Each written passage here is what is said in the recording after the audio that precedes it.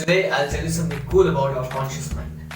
Our consciousness or our conscious mind is divided into four parts: spontaneous mind, superconscious mind, collective conscious mind, and ultimate mind. If you find yourself taking immense risk and taking decisions all with your gut feeling, converting plans immediately to action, not thinking about the gains or the losses, your spontaneous state of mind is very dominant. Now, this spontaneous state of mind is very much dominant in entrepreneurs and businessmen. Now, there are hacks to activate your spontaneous state of mind.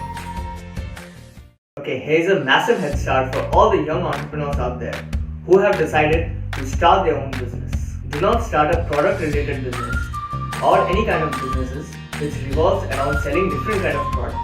What I would recommend instead is start off with a service providing business which is of high demand in the marketplace. It can be anything like digital marketing, copywriting, sales, or you can even start off as a content writer. As a matter of fact, I started my journey as a graphic designer. There are 1001 options out there. Choose what comes naturally to you. Once you get good in a particular skill set, eventually you will learn how to monetize it.